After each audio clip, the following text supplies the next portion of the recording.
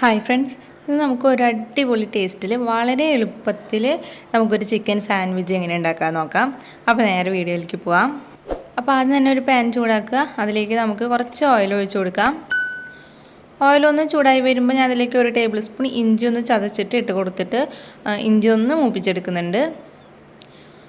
ഇഞ്ചി ഒന്ന് മൂത്ത് വരുമ്പോൾ അതിലേക്ക് ഞാനിവിടെ 4 മീഡിയം സൈസുള്ള സവാള നീളനെ അരിഞ്ഞതും പിന്നെ ഒരു 3-4 പച്ചമുളക് നിങ്ങളുടെ എരിവിനനുസരിച്ചിട്ട് അത് വട്ടനെ അരിഞ്ഞതും കൂടി ഇട്ട് കൊടുത്തിട്ട് കുറച്ച് ഉപ്പും കൂടി ഇട്ടിട്ട് ഇത് നമുക്ക് നന്നായി ഒന്ന് വഴറ്റിയെടുക്കണം.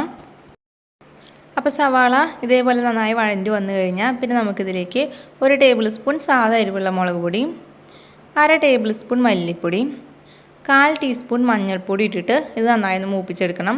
മുളക് മല്ലി മഞ്ഞളൊക്കെ തന്നെ നന്നായി ഒന്ന് മൂത്ത് വരണം. അപ്പോൾ മുളകൊക്കെ ഒന്ന് മൂത്ത് വന്നു കഴിഞ്ഞാൽ നമുക്കിതിലേക്ക് ഒരു മീഡിയം സൈസുള്ള തക്കാളി ചെറുതാക്കി കട്ട് ചെയ്ത് ഇട്ട് കൊടുക്കാം. അതിനുശേഷം നന്നായി ഒന്ന് ഇളക്കി കൊടുക്കുക.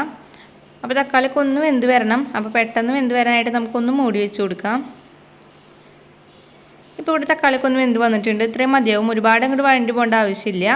ഇനി നമുക്കിതിലേക്ക് 3 ടേബിൾ സ്പൂൺ വെള്ളം ഒഴിച്ച് കൊടുത്തിട്ട് നന്നായി ഒന്ന് ഇളക്കിയെടുക്കാം.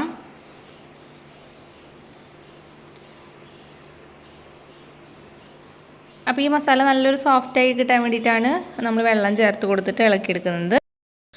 ഇപ്പോൾ വെള്ളം ചേർത്ത് നന്നായി ഒന്ന് മിക്സ് ചെയ്തെടുത്തിട്ടുണ്ട്. ഇപ്പോൾ മസാല നല്ല സോഫ്റ്റായിട്ട് വന്നിട്ടുണ്ട്. ഇനി ഇതിലേക്ക് നമുക്ക് ചിക്കൻ ചേർത്ത് കൊടുക്കണം. അപ്പോൾ ചിക്കൻ നിങ്ങൾക്ക് ഉപ്പും മുളകും ഇട്ടിട്ട് വേവിച്ചിട്ടോ അല്ലാന്നുണ്ടെങ്കിൽ ഒന്ന് ഫ്രൈ ചെയ്തിട്ടോ എങ്ങനെയാണെന്ന് വെച്ച് കഴിഞ്ഞാൽ ഇട്ട് കൊടുക്കാം. ഞാനിപ്പോൾ കറി വെച്ചിട്ടുള്ള ചിക്കനിൽ നിന്ന് എല്ലാത്ത പീസ് നോക്കിയിട്ട് ഇതേപോലെ ചെറുതായി ഒന്ന് ക്രഷ് ചെയ്തിട്ട് ഇട്ട് കൊടുക്കുകയാണ്. പിന്നെ നമുക്കിതിലേക്ക് ഗരം മസാല വേണം. അപ്പോൾ ഒരു 1/2 ടീസ്പൂൺ അവിടേക്ക് ഗരം മസാലപ്പൊടിയും കൂടി ഇട്ട് കൊടുക്കാം. അതിനുശേഷം നമുക്ക് കുറച്ച് മല്ലിയില അരിഞ്ഞതും കൂടി ഇട്ട് കൊടുത്തിട്ട് ഇതെല്ലാം കൂടി നന്നായി ഒന്ന് മിക്സ് ചെയ്തെടുക്കാം.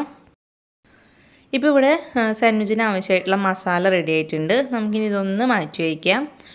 ഇനി ഞാനിവിടെ ഇതേപോലത്തെ ബണ്ണ് എടുത്തിട്ടുണ്ട്. അപ്പോൾ നിങ്ങൾക്ക് വേണമെന്നുണ്ടെങ്കിൽ ബ്രെഡ് ആയാലും എടുക്കാം. അപ്പോൾ ഇതിൻ്റെ നടുഭാഗം ഒന്ന് കട്ട് ചെയ്തെടുക്കണം. മുഴുവനായിട്ട് കട്ട് ചെയ്യണമെന്നില്ല, ഞാനിവിടെ ഒരു 3/4 ഭാഗത്തോളം കട്ട് ചെയ്ത് എടുത്തിട്ടുള്ളൂ. ഇനി ഇതിൻ്റെ ഉള്ളിലേക്ക് നമുക്ക് കുറച്ച് ടൊമാറ്റോ സോസ് ഒന്ന് ഇട്ടിട്ടൊന്ന് എല്ലായിടത്തേക്കും ഒന്ന് സ്പ്രെഡ് ചെയ്ത് കൊടുക്കാം. അതിനുശേഷം നമുക്കിതിലേക്ക് മയോണൈസും ചേർത്ത് കൊടുക്കാം. അപ്പോൾ മയോണൈസും ടൊമാറ്റോ സോസും ഒക്കെ നിങ്ങളുടെ ഇഷ്ടത്തിനനുസരിച്ച് എത്രയാണെന്ന് വെച്ച് കഴിഞ്ഞാൽ ഇട്ട് കൊടുക്കാം. പിന്നെ ഞാനിതിലേക്ക് തക്കാളി വെച്ച് കൊടുക്കുന്നുണ്ട്. തക്കാളിയൊക്കെ നിങ്ങളുടെ ഇഷ്ടത്തിനനുസരിച്ചിട്ട് എത്ര വേണമെങ്കിലും വെച്ച് കൊടുക്കാം, വട്ടനെ അരിഞ്ഞിട്ട്. പിന്നെ നിങ്ങൾക്ക് വേണമെങ്കിൽ കുക്കുമ്പറോ സവാളയോ ക്യാപ്സിക്കോ ഒക്കെ വേണമെങ്കിൽ നിങ്ങളുടെ ഇഷ്ടത്തിനനുസരിച്ച് ഇതിൻ്റെ ഉള്ളിൽ വെച്ച് കൊടുക്കാം. ഞാനിപ്പോൾ ഇവിടെ തക്കാളി മാത്രമേ വയ്ക്കുന്നുള്ളൂ. അതിനുശേഷം നമുക്ക് നേരത്തെ തയ്യാറാക്കി വെച്ചിട്ടുള്ള മസാല കൂടി ഇതിൻ്റെ ഉള്ളിലേക്ക് വെച്ച് കൊടുക്കുക.